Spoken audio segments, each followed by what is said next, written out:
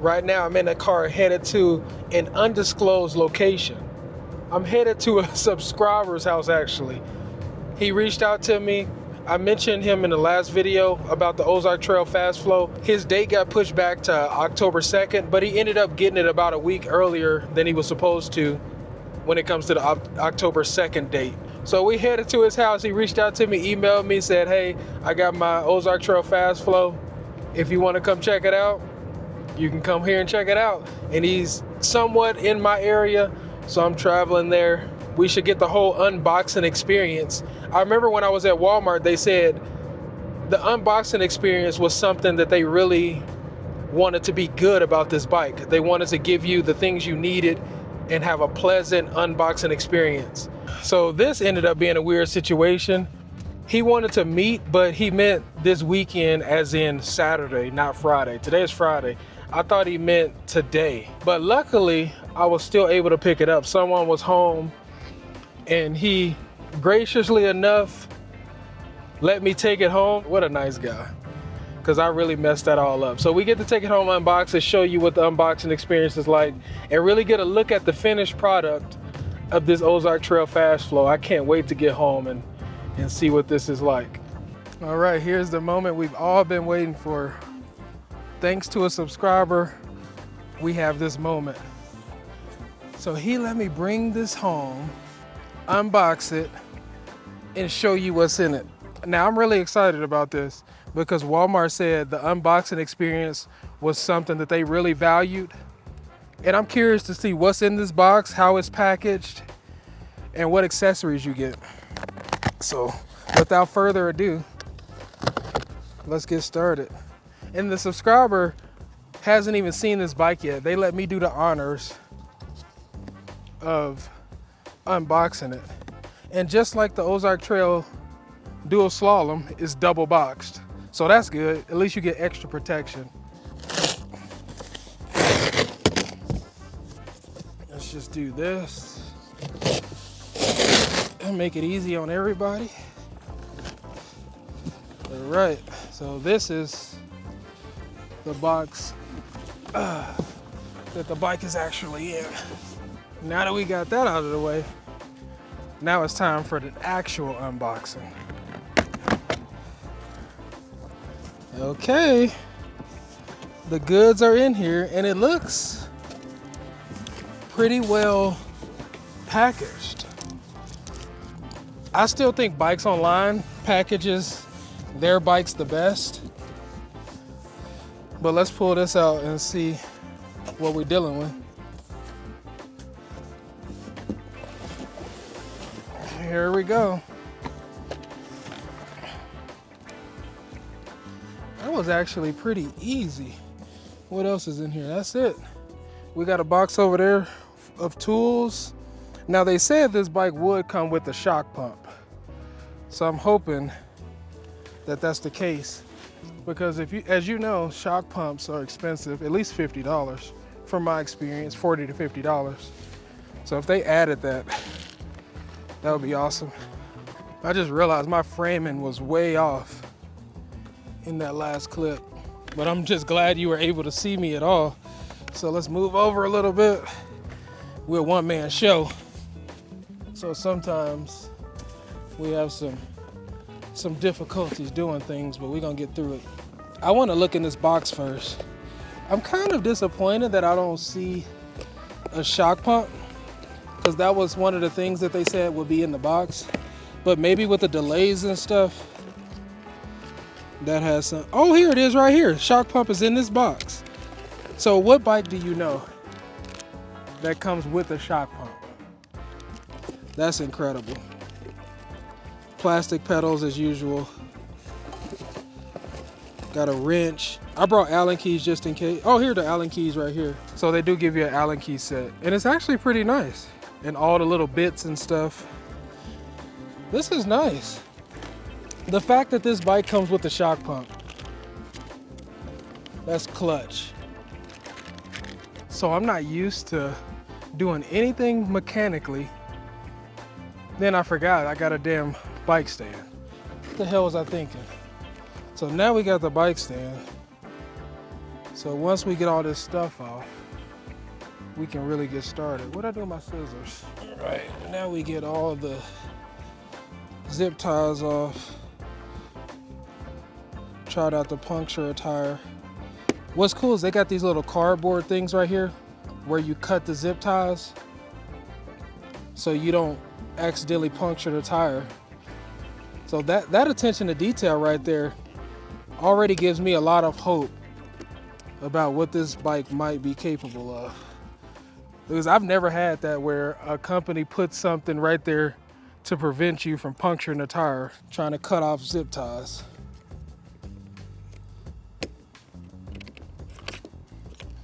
All right, I saved you the hassle of trying to watch me unpack all this, but how does it look so far?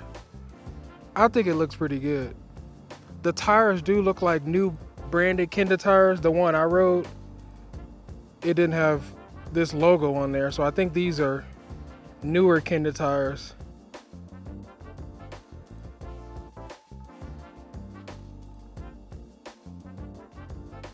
They actually feel really good too. Tubeless ready, the wheels are tubeless ready. Now we just got to put the front wheel on, the seat, and the handlebars, and the pedals. I got the UDH right here. The linkage actually looks pretty good. Let me know what you think.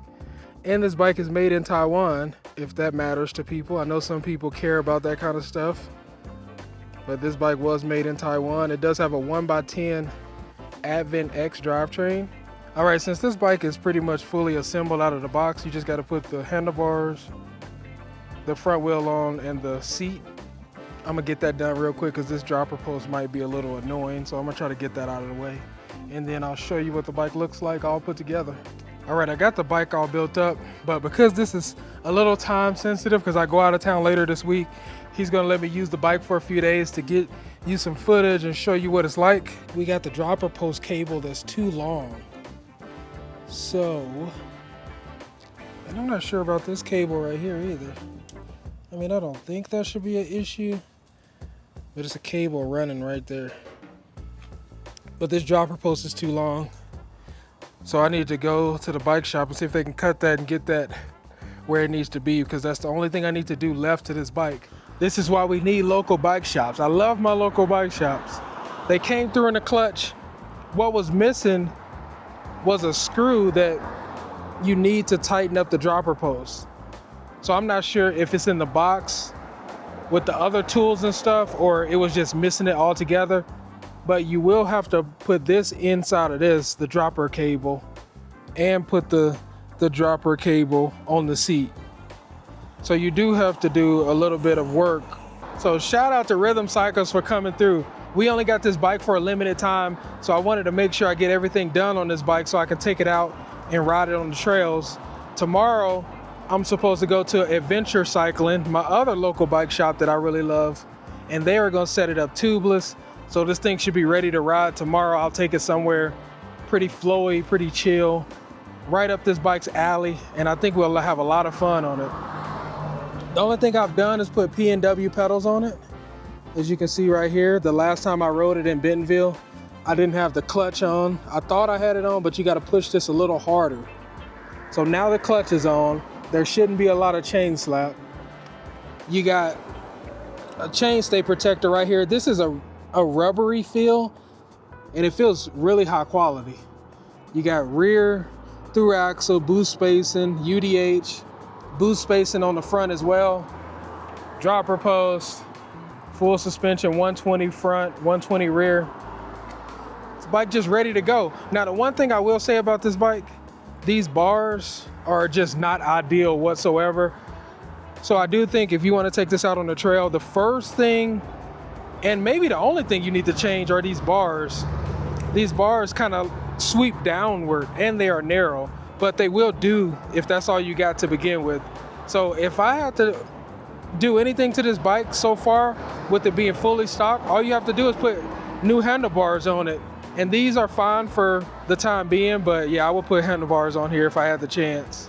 Oh, one other thing. I will say this front chain ring it does look kind of cheap, I'm not gonna lie. I mean, I think it'll be totally fine, but just the way it looks, It just looks cheap. It might not be, I don't know, but it just looks cheap. But other than that, I don't see anything else that really stands out that I think is inadequate on this bike. Everything else just looks so good. You got Tektro hydraulic brakes on here, 180 front, 180 rear, plenty of stopping power. And this bike is set up to go 130. So if you wanted to get a little more travel, you can put a 130 fork on the front.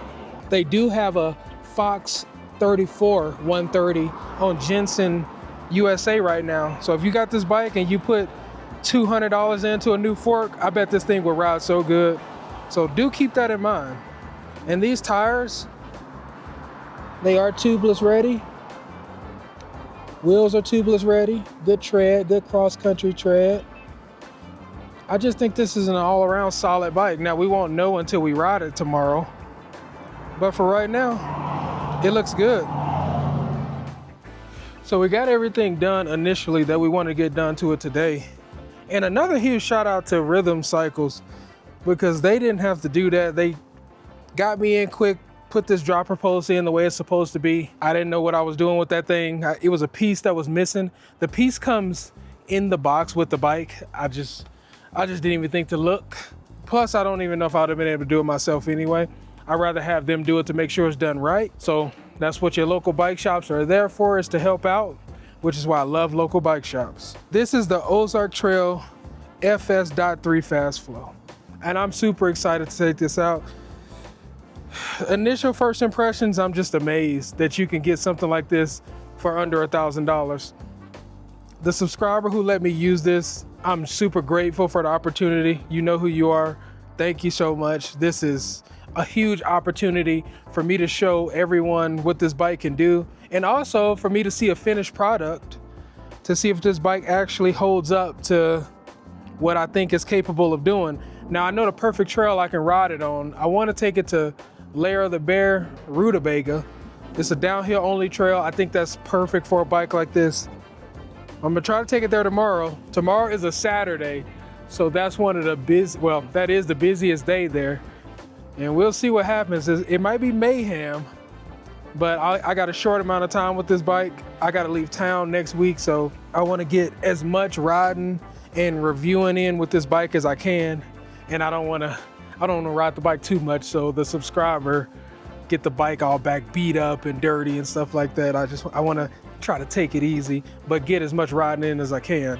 But yeah, tell me what you think about this bike. I think it looks great. Time will tell to see what it does on the trail. We'll find out tomorrow. Yeah, this one doesn't have a kickstand, so this doesn't have a kickstand bolts or anything like that. So I think this is an actual trail bike, unlike the dual slalom. It's a trail bike. I mean, don't get me wrong, but it doesn't have the kickstand mounts on this one like the dual slalom. So this is strictly for ripping trails. And like I said, the only thing I would change, if anything, are these bars, because the bars are sloped downward like this, like they go down, and they super narrow.